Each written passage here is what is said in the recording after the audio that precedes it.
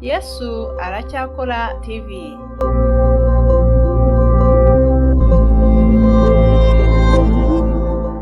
Bakunzi ba Yesu aracyakora TV, turabasuhuje mu izina rya Yesu. Yesu ashimwe.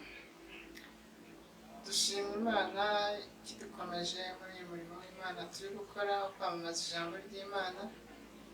Tunabashimira uburyo mukomeje kudukurikira umunsi ku wundi, turabibona kuri channel yacu. Tubaha ikaze n'ubundi kugira ngo bakomeze gukurikirana n'ibiganiro tuzagenda tunyuzaho ijambo ry'Imana, ubuhamya. Tuzagenda dukurikirana ibikorwa byinshi bigamije kwamamaza ijambo ry'Imana n'ibikorwa Yesu agikora, imirimo n'ibitangaza mu barwayi byinshi. Rero tubaha ikaze n'ubundi. Kuri uyu munsi twabateguriye ijambo ry'Imana ndetse tugiye kugezwaho n'umutumirwa twabatumiriye. Tubaha ikaze kugira ngo muze kurikurikira ndetse mukomeze no kubana natwe no mu bindi biganiro bizagenda bikurikiraho. Tugiye kubaha ikaze rero, tuganirize icyo Imana ashyize ku mutima. Imana ibahe umugisha. Yesu ashimwe bakunzi ba televiziyo Yesu aracyakora TV, nongeye kubasuhuza mu izina rya Yesu. Nitwa Byiringiro Johnson, ndi umuvugabutumwa, gusa ndacyari kwiga ishuri rya Bibiliya, ndakiga no muri Kaminuza Nkuru y'u Rwanda ishami ry'uburezi. Mbashimiye uburyo mudukurikirana, mukumva ivugabutumwa uko ryamamara hirya no hino, mukomeze kudukurikira mukanda subscribe mubisangiza n'abandi. Aka kanya tugiye kuganira ijambo ry'Imana rivuga ngo kwihangana bitera kunesha. Turabigenderamo neza, ntimugire ikibazo. Ndi umucuranzi, ndi umuvugabutumwa, ndi umusizi, mfite n'imivugo y'Imana, ngo tuzabigarukaho mu kindi kiganiro, ariko none tugiye kumva ijambo ry'Imana. Ndavuga ngo kwihangana bitera kunesha. Turasoma igitabo ubutumwa bwiza uko bwanditswe na Yobu, igice cya mbere umurongo wa 6 tugere ku wa 12. Umutwe w'amagambo uravuga ngo Satani ahinyura ubukiranutsi bwa Yobu. Umunsi umwe abana b'Imana baje bashengereye Uwiteka, kandi na Satani yazanye nabo. Uwiteka abaza Satani ati uturutse he? Nuko Satani asubiza Uwiteka ati mvuye gutambagira isi no kuyizereramo. Uwiteka arongera abaza Satani ati mbese witegereje umugaragu wanjye Yobu, yuko ari ntawe uhwanye nawe mu isi, ko ari umukiranutsi utunganye, wubaha Imana kandi akirinda ibibi? Satani biramubabaza kuko ntabwo ajya anezerwa n'abakristo. Maze Satani asubiza Uwiteka ati ariko si ugira ngo Yobu yubahira Imana ubusa? Ntiwahigiye umurinda we n'inzu ye? Ibyo atunze byose wahiriye umurimo w'amaboko ye, amatungo ye agwiriye mu gihugu. Ariko rambura ukuboko kwawe ukore ku byo atunze byose, nawe azakwihakana ari imbere yawe. Uwiteka asubiza Satani ati dore ibyo bitunze biri mu maboko yawe, keretse ubwe we kumuramburaho ukuboko kwawe. Nuko Satani aherako ava imbere y'Uwiteka. Ngo mu gihugu cya Kusi hari umuntu witwa Yobu. Yobu yari umukiranutsi wubaha Imana, kandi yarayinezezaga kugeza ku rwego Imana nayo imurata. Nuko ngo iza no kumuratira Satani. None ngo Uwiteka ari gutambagira, ari kugenda, ngo na Satani yari hafi aho. Nuko Uwiteka abaza Satani ati mbese uturutse he? Satani nta wundi murimo wakora usibye kugenda higa abakristo, atambagira azerera isi, agira ngo arebe aho amaze kwigarurira, cyangwa se naho yatira ibitero bye kugira ngo agushe abakristo. Uwiteka nibwo yabazaga Satani ati mbese uturutse he? Satani aramusubiza ati mvuye gutambagira isi no kwizereramo. Nuko Uwiteka aramubaza ati mbese witegereje umugaragu wanjye Yobu, ko ari umukiranutsi yirinda ibi byose kandi nta kibi mbese kimurangwaho? Nuko Satani nawe ahita asubiza Uwiteka ati ngo ntabwo Yobu yubahira Imana ubusa. ngo waramurinze we n'inzu ye, warinze ubutunzi bwe, wahiriye umurimo w'amaboko ye ngo amatungo ye aragwiriye ku isi. Rero Satani azi ko uyu muntu ari mu buzima bwiza ari naho agerageza kubaha Imana, ariko ntabwo ari ko bimeze, kuko mu isi turacyageragezwa, turacyafite ibiduhiga byinshi, kuko Imana tubwiye ngo nitumara kubinesha nibwo tuzahabwa ikamba ry'ibyasezeranijwe. Uwiteka kuko yarayizeye Yobu, ntabwo yamubwiye ngo nibyo nyine, ahubwo we yamuhariye ibintu Yobu yagezeho byose kugira ngo amwereke ko kuba kiranukira Imana biri ku mutima. Uwiteka asubiza Satani ati dore ibyo atunze byose biri mu maboko yawe, keretse ubwe we kumuramburaho ukuboko kwe. Satani ahera ko ava imbere y'Uwiteka. Nyabuneka ndabinginze nimba munezeza Uwiteka, Satani arabafuhira. Turaza kubivugaho neza. Satani araturakarira iyo turi kumwe dukora ijambo ry'Imana, iyo turimo dukora iby'Imana ishaka. Nuko ngo Imana iza kwemerera Yobu kumunyaga no kumwicira abana. Umunsi umwe ngo abana be bari bateranye mu nzu ye nk'uko bari basanzwe babikora, ngo nuko haza imbitsi kuri Yobu. Ihaza imbitsi kuri Yobu imubwira amakuru mabi y'uko Satani yatangiye kumugabaho ibitero. Nuko iravuga ati amapfizi yahingaga n'indogobe zarishaga iruhande rwayo, maze abasheba babyigabamo ibitero barabinyaga, ngo bicishije n'abagaragu inkota, ngo ni njye wasigaye wo kubikubwira. Akimara kubivuga haza undi ati umuriro w'Imana wavuye mu ijuru utwika intama n'abagaragu birakongoka, ngo ni njye warokotse njyenyine no kubikubwira. Akibivuga haza undi ati abarukarudaya biremyemo ibitero bitatu, bisuka mu ngamiye barazinyaga, ndetse bicishije n'abagaragu inkota, ngo ni njye warokotse njyenyine no kubikubwira. Akibivuga haza undi ati ngo abahungu bawe n'abakobwa bawe basangiraga banywera vino mu nzu ya mukuru wabo, ngo nuko haza inkubi y'umuyaga iturutse mu butayu ihitana imfuruka enye z'inzu, maze inzu igwira abasore barapfa, ngo ni njye warokotse njyenyine wo kubikubwira. Mu by'ukuri turebye intego ya Satani yari ayigezeho, yari azi ko arangije Yobu, ariko kuko Imana ikimufiteho umugambi, hari icyo yamuvuzeho, hari icyo imwizeyeho, ntabwo Yobu yigeze ateshuka inzira yo kubaho Uwiteka. Ibyo Satani yari akoze byari bigoye, kuko turabizi ko no kugira ngo ubeho kuri iyi si ni uko ufite ikintu ukuraho icyo urya. None Yobu yari abinyazwe byose, ariko ndagira ngo mbabwire ngo gukomera Yobu yari afite ku mutima kwatumye adahungabana na gato. Ngo nuko Yobu ngo ntiyabyinubira, akomeza gushima Imana. Ndagira ngo mbabwire ijambo rikomeye Yobu yavuze, ngo Yesu ahaguruka yishisha muri mwitora arimboza, yikubita hasi arasenga ati navuye mu nda ya mama nambaye ubusa, nzasubira mu nda y'isi ntacyo nambaye. ngo Uwiteka niwe wabimpaye, kandi Uwiteka niwe ubyishurije, izina ry'Imana rishimwe. Mu by'ukuri biragoye kumva waba ubuze ibyo wari wizeye utezeho kuba wabaho neza ku isi, maze ugakomeza ukubaha Uwiteka. Ariko ndagira ngo mbabwire ngo nk'uko natwe turimo tugeragezwa muri iyi si, biradusatira, isi iri gusatira ko twakihakana Uwiteka. Muzabona ibimenyetso byinshi, nzagenda nanabivuga neza ubwo nitwongera kuganira. Uyu munsi ndavuga mu mucamake, nuko Yobu yaravuze, kandi ngo muri byose nta cyaha Yobu yarakoze, yarashimangiye gukomera kw'Imana. Ngo Yesu akiri ku isi niho bigeze bamubaza ikibazo, baravuga ngo ese ngo amategeko ngo yanyemera ko ndi umwami w'umusoro? Yesu arabasubiza ngo ibya Kayizari mu bihe Kayizari, iby'Imana mu bihe Imana. Ndagira ngo mbabwire ati uko turi abantu tutuye ku isi, ndavuga naho muri cyane mu Rwanda, ndagira ngo mbabwire ngo ibya Kayizari turabitanga, kandi ibya Kayizari twarabimuhaye cyane, ariko nimba mutarabibona nzanabisobanura neza. Ariko ndagira ngo mbabwire ngo mureke n'iby'Imana rero tubihe Imana. Ndabasaba mwebwe mu nyumva, nzabibafashemo nimba habura n'uturimo, ariko njye nzabajya imbere munyemerere. Umuntu wiyumva ko ashaka ko iby'Imana tubiha Imana, ndaza gusiga nimero azampamagare, tuzakora groupe ya WhatsApp, tujye duhura. Guhura ntabwo byemewe, guterana si byemewe, ariko izi ni imbuga nkoranyambaga. ndashaka rero abo bantu bose izo mbaga bacyumva ko wakemera ko iby'Imana tubiha Imana, ko wazadushaka tukaza tugahura tukazaganira.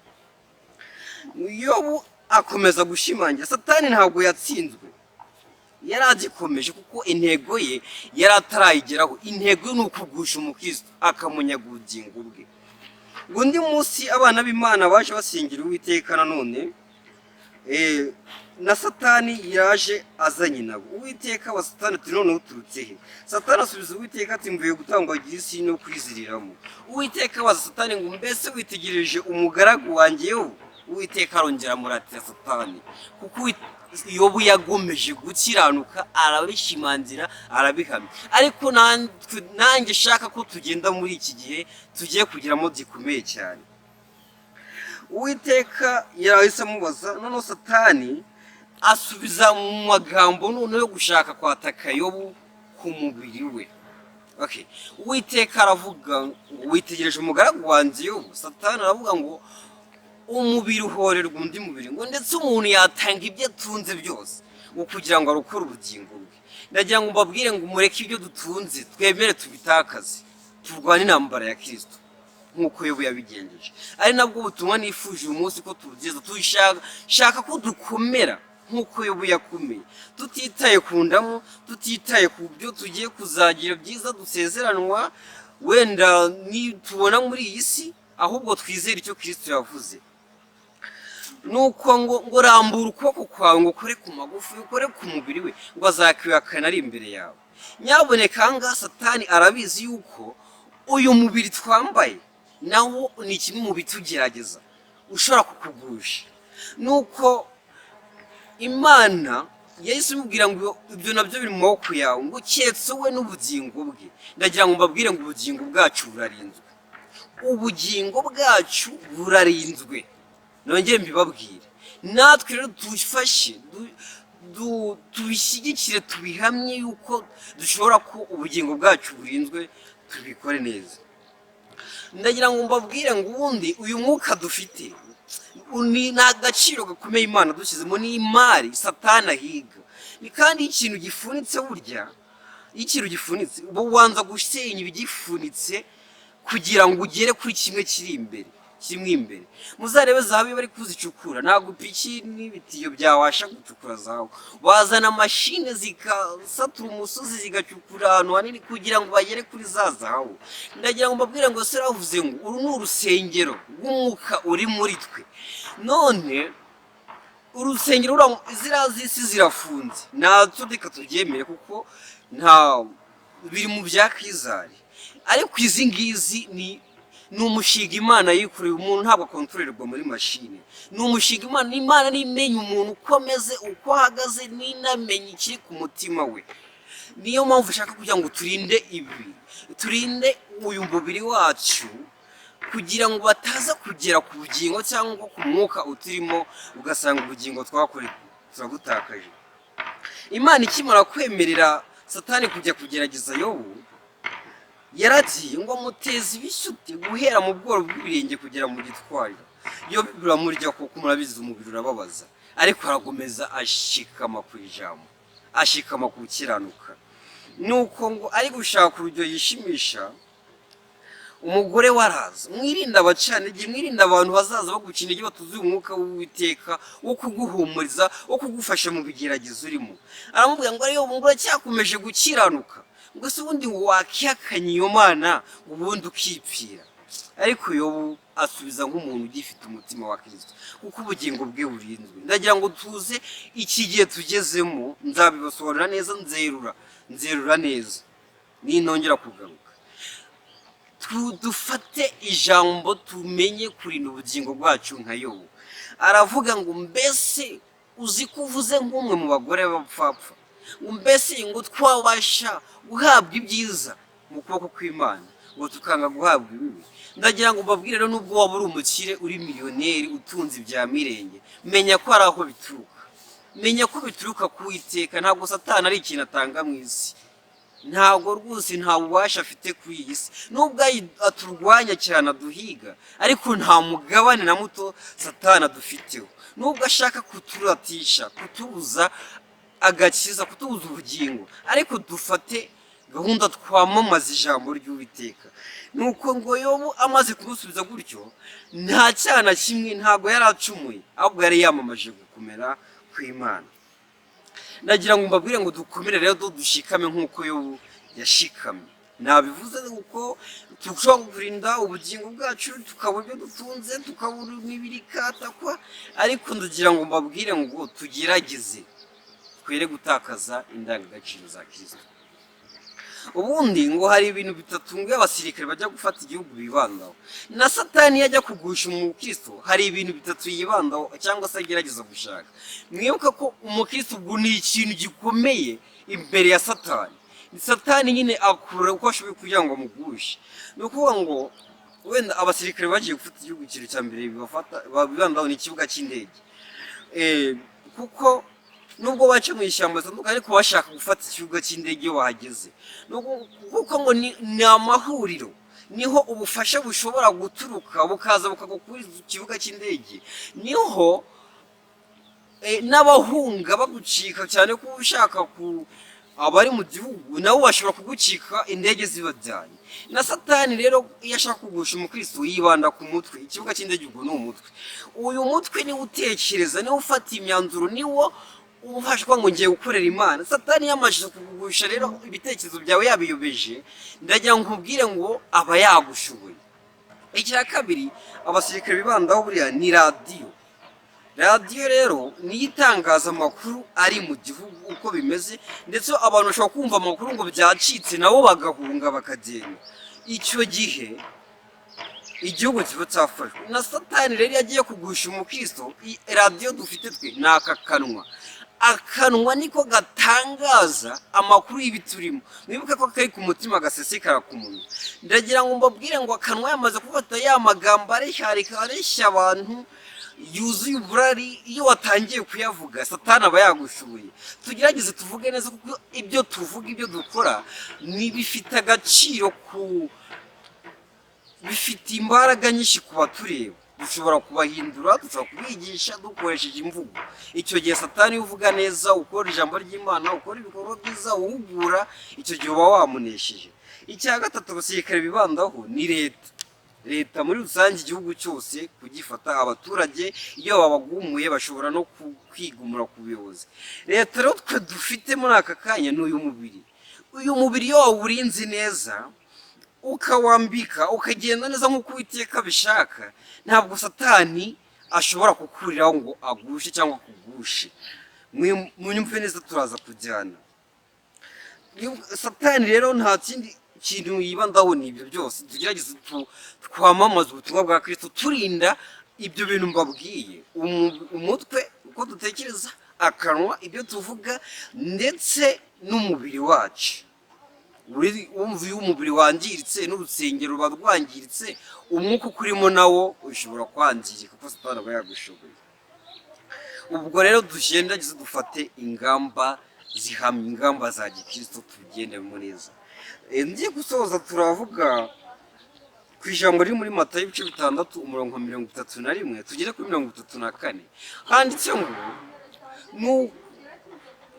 Handitse ngo ntitukiganyire ngo tuzarya iki, ngo tuzanywa iki, ngo cyangwa tuzambara iki, ngo kuko abapagani nabo babishaka, ngo kandi Data wo mu ijuru azi ko natwe tubikeneye, ngo ahubwo tubanze dushaka ubwami bw'Imana no gukiranuka kwayo. Haleluya! Tubanze dushaka ubwami bw'Imana no gukiranuka kwayo, ngo niho ibindi byose tuzabyongerwa. Erega nubwo tugeragezwa ariko ntabwo tuzabaho nabi. Imana izadufasha, izadukurikirana. Ubugingo bwacu n'umubiri biri mu maboko yayo. Tubanze dushaka ubwami bw'Imana no gukiranuka kwayo, bene data, ngo niko ibindi byose tuzabyongererwa. Natwe tuzabureza, ndetse tuzagira n'ubugingo, tuzabaho iteka ryose, tuzabaho tudapfa, nitumara kunesha urugamba turwana. Wenda muzagenda mubyumva mu ndirimbo zanjye ziri hafi gusohoka, mu mivugo. Navuga ko ndi umusizi, ndi umuhanzi, ndi umuvugabutumwa, ndetse ndanasobanukirwa. Ubwo ibyo nibyo tubanza kuvuga muri aka kanya. Ndagira ngo mbabwire rero, turashakisha ikitubesha, ariko twibuke ko na Kristo adukeneye muri iki gihe gikomeye. nabivuze turi gutangira ibyo navuzemo, ariko nzanabibasobanurira neza nongeye kugaruka. Imana ibahe umugisha.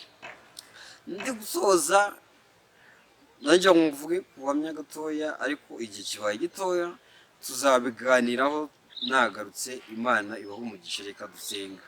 Nyagasani Imana ishobora byose, ndagushimiye ndaguhimbaje, ngushimiye kugira neza kwawe, ngushimiye uko udufasha.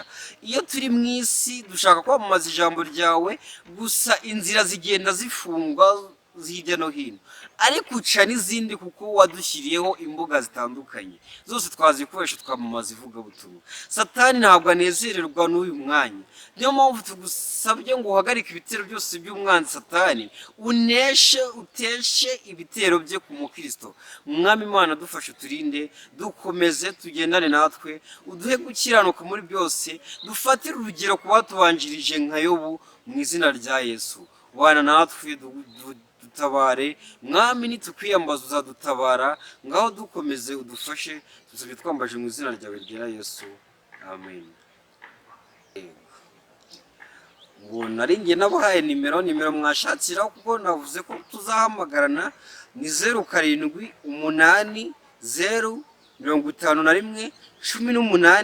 0780511891. Ikindi mwasanga kuri YouTube channel yitwa Byiringiro Johnson. Ivugabutumwa ryanjye riri hariho ryinshi, hariho ngo dukiranuke muri byose, imbaraga z'Imana ku bantu bayo, kuko irazifite irazikoresha idutabara. Murakoze, tuzongera dusubire. Imana ibahe umugisha. Nongera gushimira na Yesu Aracyakora TV yadutumiye tukaza tugacisha ijambo ry'Imana, tukavuga ikiri ku mutima. N'ubwo ibihe bikomeye murabibona ko corona yabizanye, kandi buriya corona nyine ifite abayikoze bafite n'intego, ariyo tuzavugaho twongeye guhura. Ariko uko inzira zifungwa, Imana igenda ica izindi nzira. Aka kanya turi kuri TV, turayishimiye, dushimiye abayihagarariye, tuje gutekereza kuyishyiraho. Murakoze, mukomeze kudukurikirana, subscribe, like, share, bigire kuri bose.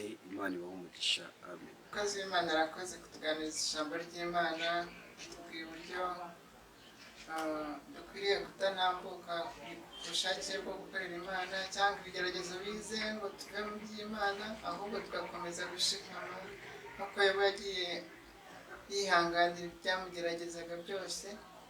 Rero Imana imuhe umugisha, kandi natwe turabashimiye kuko kudukurikira.